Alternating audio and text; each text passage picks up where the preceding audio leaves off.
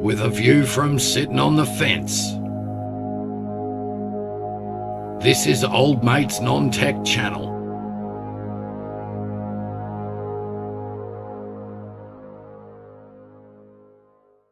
Hey, how are we? Been a while. Nearly a month now, I think, since I did a video here at Old Mate's Non-Tech channel.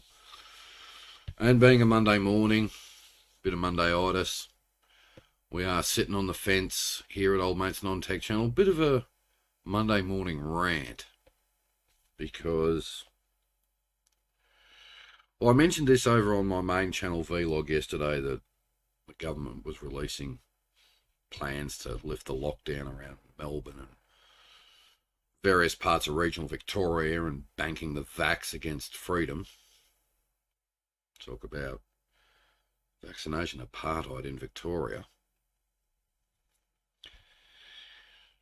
And I sat down and watched it, and it really doesn't do much. We're still in a lockdown. I mean, Melbourne, my beloved hometown, is the world's longest lockdown city. It's the longest curfew-based lockdown in the world. And you got the feeling in the press conference yesterday that the Victorian Chief Health Officer was not impressed that Andrews, well, the esteemed dictator, was letting us out. Because in the press conference he looked pretty annoyed that the lockdown was ending on Friday, that the curfew was being lifted, and that we could have friends around. The one person we didn't hear from yesterday was the police commissioner. And that's possibly because he's furious. I don't think they wanted the curfew to end. I've said this before, we've shown the world what not to do. And we've shown Australia what not to do. And I can only say that the Yanks probably did it better than Victoria. So did the Brits and parts of Europe. Seriously.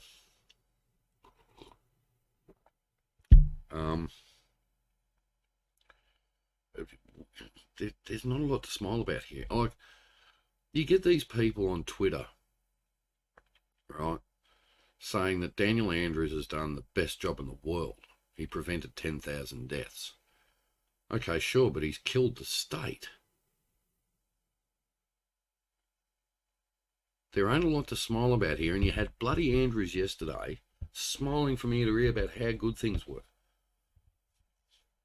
I don't know about anyone else, but I've said this before. I think politicians lose their grip on reality, when they go into Parliament. And I think you'd have to make the assumption they don't know what they're talking about half the time. I don't think. I mean, Australia, the only reason we've had to do what we did was because if we hadn't, we'll put it this way. If I hadn't got vaccinated, I could not have gone to dinner with the other half. I could not go to Bendigo. I could not go to Melbourne. I couldn't do anything. I'd be banned. All right. Andrews is effectively running on vaccinated apartheid here in Victoria. No other state's doing that.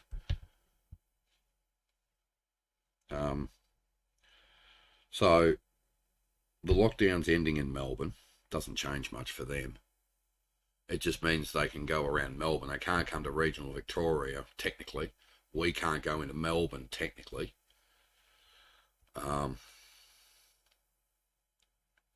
It's just, I don't get why people who love Daniel Andrews don't see the disaster.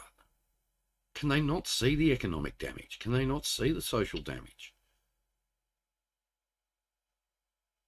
Can they only see this Rona crap that we've been putting up with, right?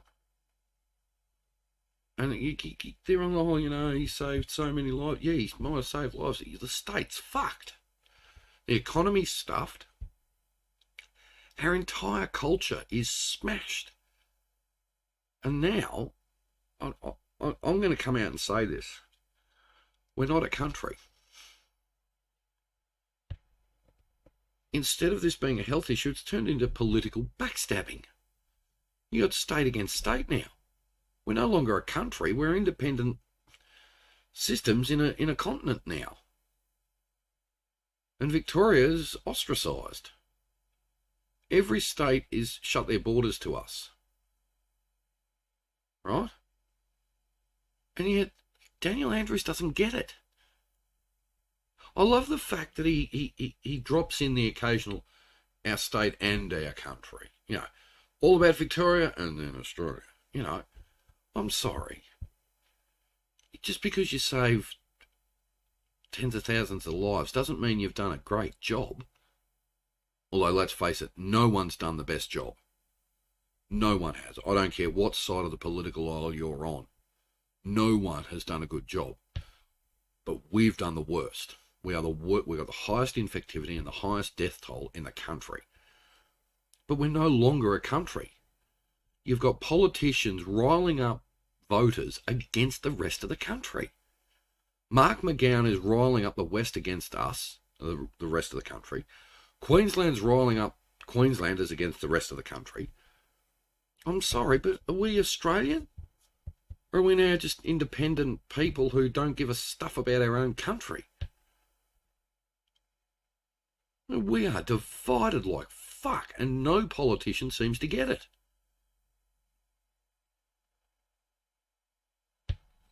My favourite state in the US, which, well, from a severe storm point of view, I could go and live in, but from a humidity point of view, I'd struggle. Texas. Okay? My beloved Houston Astros. Everything like that. They sort of did it right, but not even they nailed it. But at least people in Texas are smiling. We're not. And what I'm not sure how Andrews, okay, my Vic viewers will get this, all right? Especially my viewers in Melbourne. Our coffee culture, smashed. Our nightlife, smashed. Our theatre and performance scene, smashed. Still can't open. Retail, smashed. Melbourne's CBD, a complete ghost town. The mayor of Melbourne is absolutely petrified that she can't get the city going again. Government doesn't care. They've got this roadmap, but it's just a vax map. It's not a roadmap to recovery. And then Andrews drops it yesterday. Oh, well, we'll have more to say about it when we hit 80%. He's doing this on the fly. It came out frickin' Saturday. The Department of Health and the Vic government were in urgent talks right late into Saturday night on how to do this. They haven't even thought about it yet. It's planning on the bloody run. And what the other interesting thing is, and I've noticed this about both Chief Health Officer Brett Sutton, who doesn't run the state, Daniel Andrews is the Chief Health Officer. Trust me.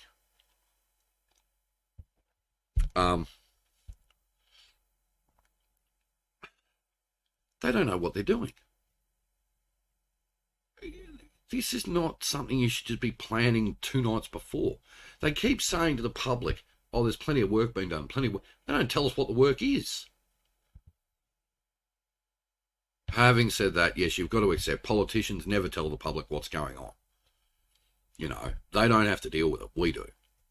They just tell us what to do, and then we're the ones left picking up the pieces.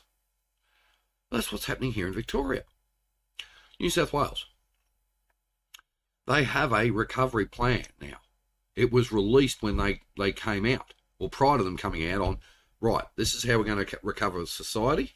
This is how we're going to recover our interaction with our friends and our families. Andrews hasn't done that. There's no there. The other thing I was going to say too, that's what I meant to say.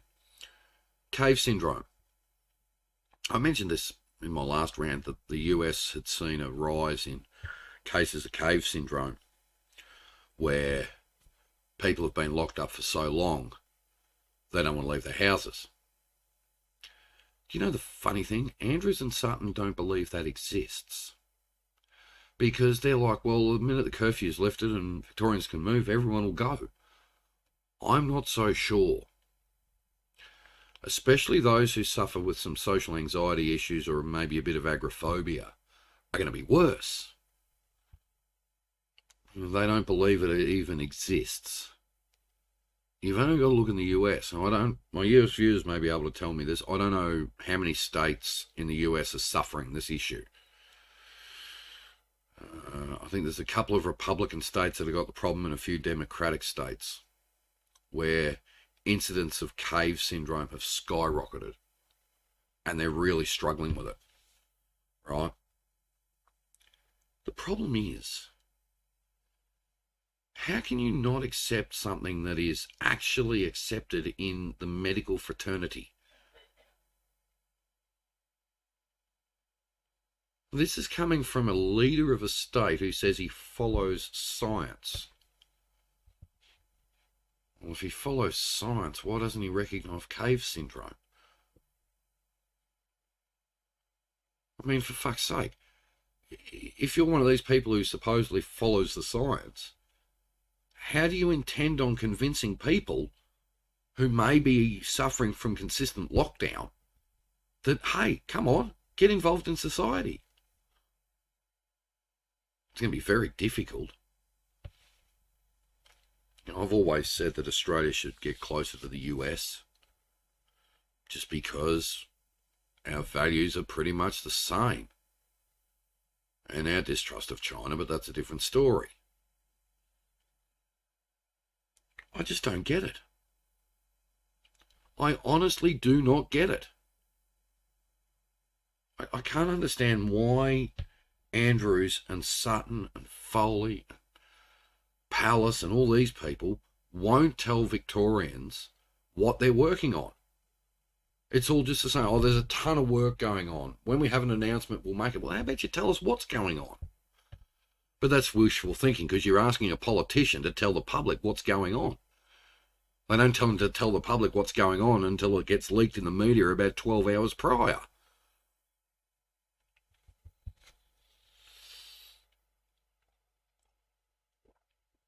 I know there are Victorians who feel like, we're back where we were in the late 80s and early 90s, or early to mid 90s, an absolute rust bucket of a state. The government's got no plan. The roadmap out of lockdown is just a vax plan. That's not a recovery plan. He keeps saying a ton of work, a ton of work. Theoretically, once we get to double the roadmap, you would have already thought they'd have their recovery plan being leaked. They leaked the bloody budget. They leak any big policy changes. They haven't even done this. Why? They haven't started on it. So you've got to remember, a politician's way of saying there's a ton of work being done is, we haven't got to it yet. We'll get to it. We'll rush it through Parliament. We'll get it approved and then I'll tell you about it. And they do it 24 hours before they're due to talk about it. However, Andrews on a couple of times has come out and had to actually say, look, sorry guys, it's not ready yet. Even no, it's all right. It's the second channel. I was going to say I've left the tablet on. Doesn't matter. It's my second channel. Who cares? He has come out and said, look, it's not ready yet. We're going to have to wait another couple of days. We haven't done the work. That's because they didn't get it finished in time. I mean, you don't have to be Robinson Crusoe to see that.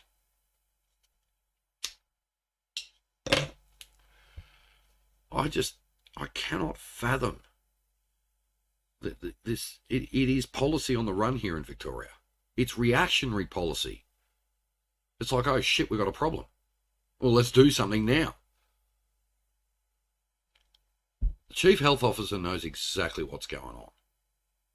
He says he doesn't, but he clearly does, because he'd be seeing the data daily.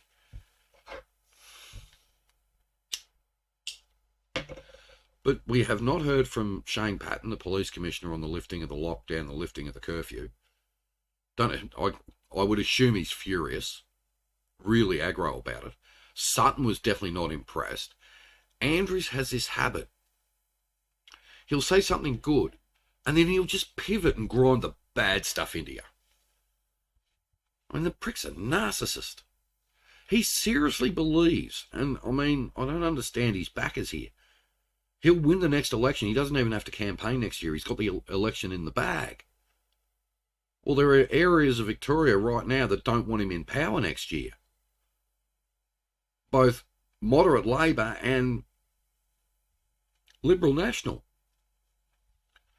I mean, he's put parts of Victoria that have not seen this virus anywhere, have been put in lockdowns for no reason. He's falsely accused areas of the state of having the health problem when it was a complete fabrication. And all it is to scare the crap out of people to get them tested. And then they'll turn around and go, oh, well, there was nothing there. I mean, you just got them all to fucking test and, oh, there was nothing there. You get where I'm coming from. You know, I mean, being a severe weather lover, the reason I'd love to live in Texas is because you, from Houston to about, I don't know, Kansas City, the heart of Tornado Alley, go right up through there, North Texas, Oklahoma, Nebraska, you know, all the way up to Chicago if you want. But look, I just, you know, I think the problem in Victoria now is that there's no, I cannot believe they've got no plan to regain public confidence. The theory is, and I've read this in the past, the theory is that once Victoria gets to 80% double dose and things open, the public will just go bang. That's possible, but it won't be everybody. There are still going to be a lot of people shitting bricks about going anywhere. They know that, you know, this whole thing of VicPol can fine anyone and everyone anytime they want at the moment. People were questioned on a week or two ago. VicPol thought they were protesting. It was a family having a frickin' picnic. VicPol's got so much power at the moment. There were, I noticed, I think it was in New York, there were people in New York concerned about us Victorians, about how we're being treated.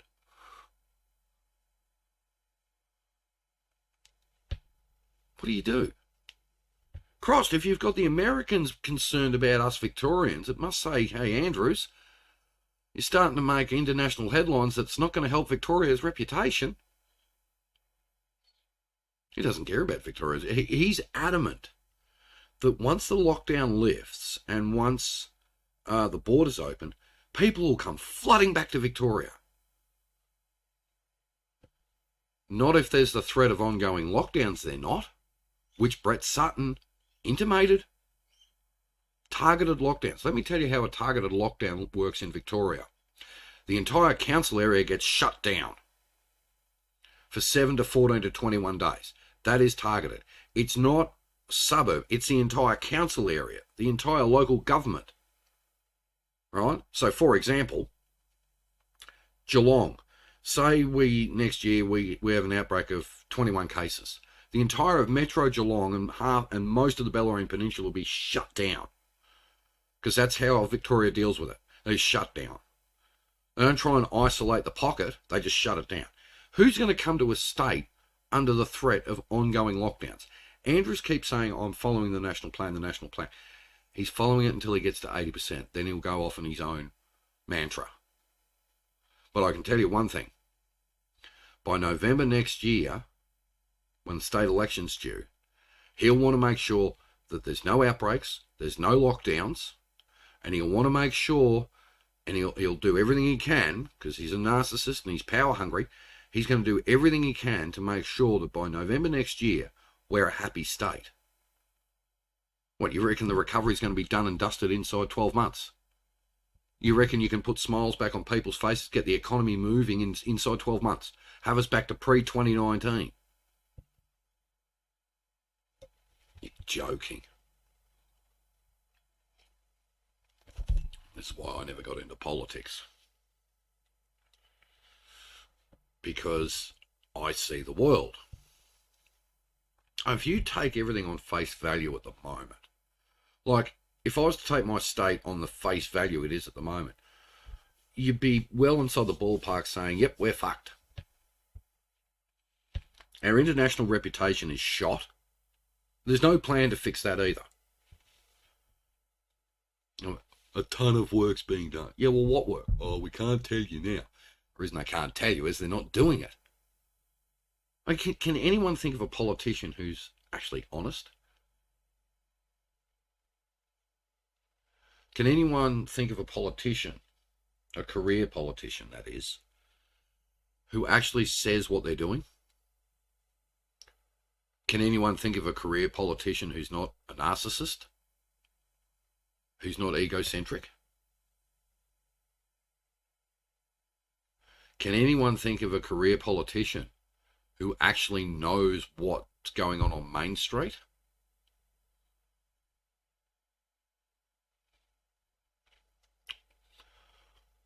I'll say this much. None is what I say. You know, I said this a few weeks ago when we had those horrific fucking protests at the Shrine of Remembrance in Melbourne and the desecration. You know, they pissed on it, shat on it, left rubbish all around it. Now, that's Crown land. That's Commonwealth land. That's not state land. That's federal government property. That's ADF. That's got nothing to do with the Victorian government. So they've protested against the Vic government using Commonwealth Crown land.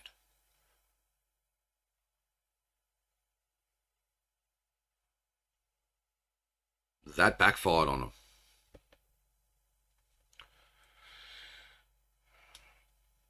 The only state in Australia that's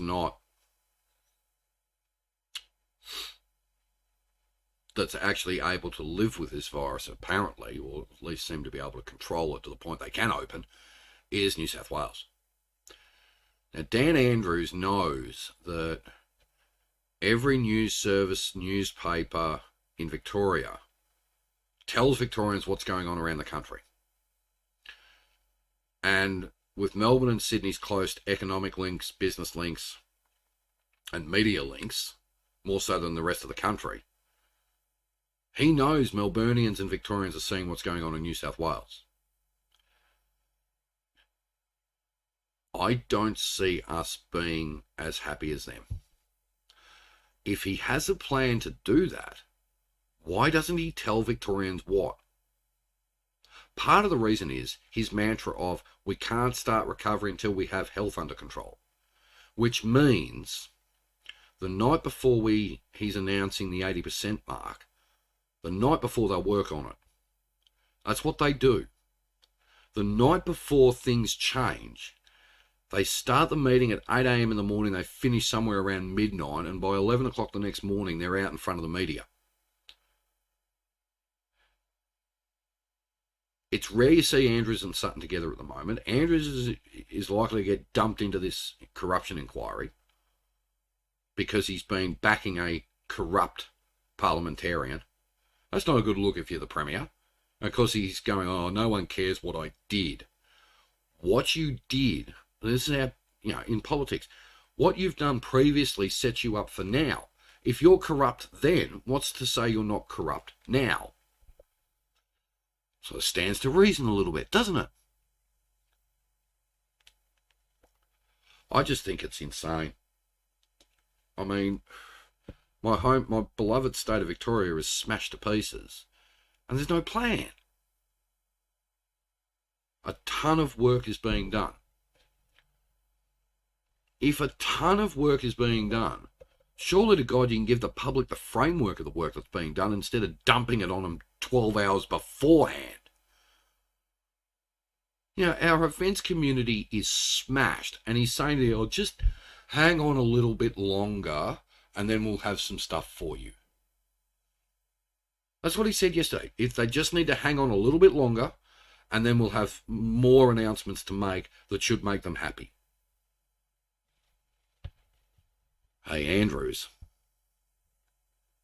how do you intend on making the events industry profitable again?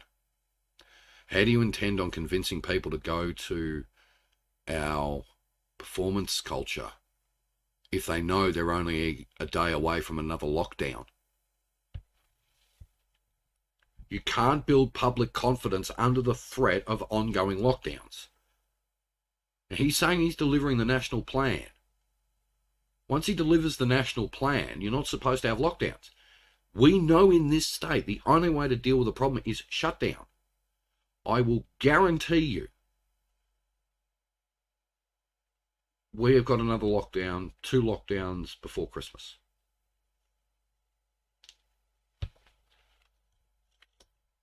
That's just the way he works.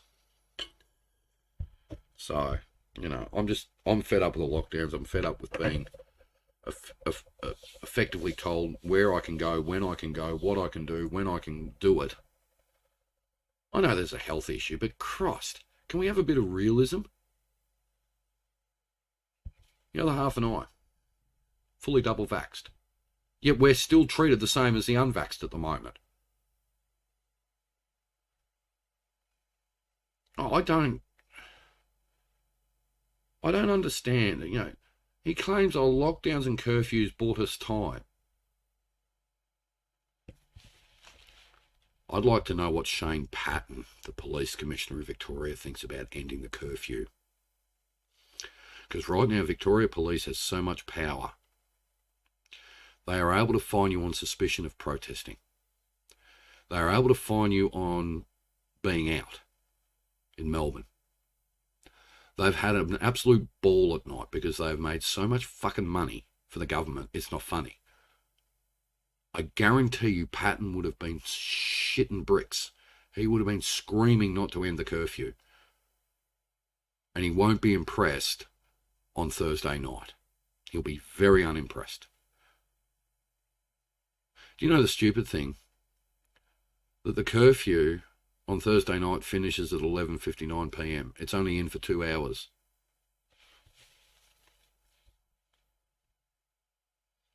So from 9 p.m. until 11:59 p.m. Thursday night, the curfew's only in for 2 hours. Patton won't like it. VicPol members might be happy about it because it means they can go back to doing other things. But Patton won't, because VicPol have got so much power at the moment. They've been granted a ton of power. You see them down here. You know, everyone looks at Victoria Police and goes, fuck, am I going to get fined? I'm just shopping, but I could be protesting. It's ridiculous, really, isn't it? I don't know. I just feel like our state is shot and no one seems to give a shit. Daniel Andrews' backers think the state is better than any other state in the country. You're kidding me. They all seem to think that, you know, he's done the best job in the world. Really? All right, he may have prevented 10,000 deaths or so, but what about the rest of the economy? They believe, literally, that we'll snap back. That's like an Apple user. They've got the blinkers on. They don't see anything else other than around Daniel Andrews. I'm sorry, but yes, we've got a health problem. But we've now got a bigger problem than a pandemic. We have a shattered economy. We have a shattered social standing. We have social isolation, dislocation. We've lost everything that made us happy. The Grand Prix is booked in. It won't run. I'm pretty sure. I'm not going to say it, I'm guaranteed. I'm pretty sure it won't run. It didn't run last year. It didn't run the year before. People say third time's a charm. BS. The Australian Open could be a bit of an issue. The Boxing Day Test, I doubt. I doubt there'll be, if there's crowds, it's not going to be the big splendour that it used to be. There is nothing to smile about in this state. Now, people are saying, oh, well, there is because we're vaccinated. Oh, yay. What about social? What about economy? What about travel? What's happening with all of that? You ask Daniel Andrews' backers that, and they're like, but we've got health. Well, that's good. It's like I said a few times in the past. You can have all the health you want. You can have a bunch of healthy people, but if you haven't got an economy, you're stuffed. Well, we haven't got an economy in Victoria. Two of the most powerful economic states in the country, in the continent, because we're no longer a country, we're just a continent, because politicians have turned states against states. Like Queenslanders don't want anything to do with New South Wales or Victorian people in some cases, especially if you fall head over heels with Anastasia Palaszczuk. Mark McGowan's turned the West against the rest of the country. Tasmania wants nothing to do with the continent. We're not a country. A country tends to be together. You don't have state leaders telling their constituents to turn on other states. Well, that's what's happened in this country. And it's been aimed at us. We've borne more brunt of interstate laughter than New South Wales did. But Daniel Andrews doesn't care.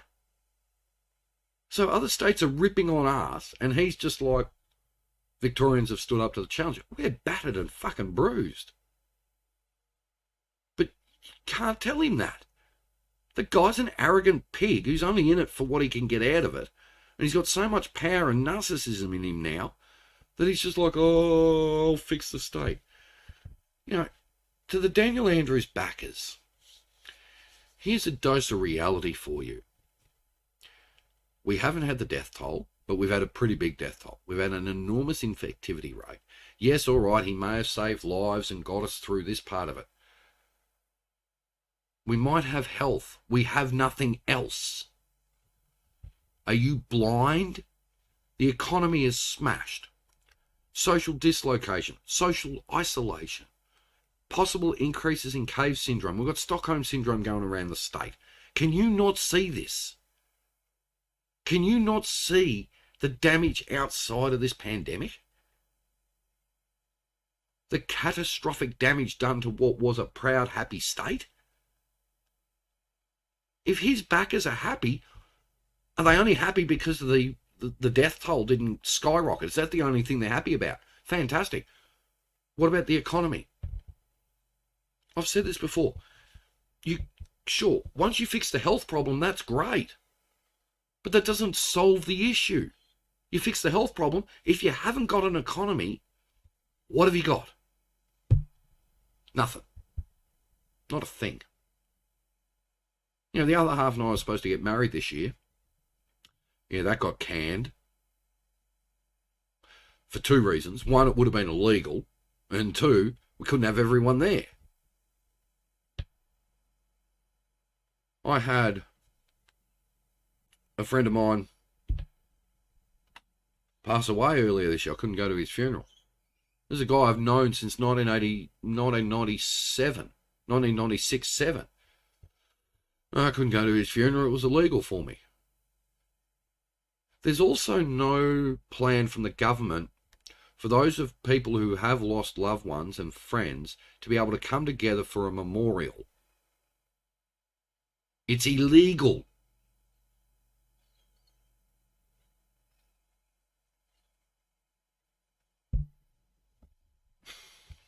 It's ridiculous. I'm just so over it. I'll tell you what, once we can move, which apparently is Thursday coming, the other half and I will be going to Bendigo as soon as we can. And getting out of Geelong for 3 or 4 days. It's just, I don't think Daniel Andrews' backers actually get the massive carnage that's going on. They just see the health issue. They don't see the economic issue. They don't see the social issue. They don't see the cultural damage done. They only see the health issue. And they are adamant that it is a snapback, that once the curfew lifts and lockdown ends, we'll all go back to normal. Well, if that's the case, I'm glad you're smiling, because I can tell you what, there's a lot of people who probably are not. This is a guy who oversaw the most god-awful hotel quarantine program in the country, takes no responsibility for anything, ignores the issues outside the health issue, has got no idea about that. It's policy on the run, it's reactionary shit 24 hours before things change. Well, not even 24. Maybe 24 hours before things change.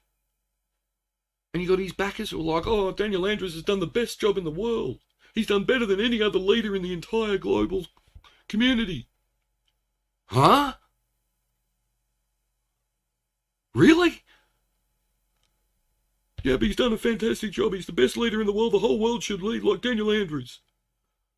Okay, so what about the economic problems? What about the social problems? Oh, he saved lives. He saved lives. He might have saved lives. The state is stuffed. Do you know, here in Victoria, there are a number of supermarkets that are running bare.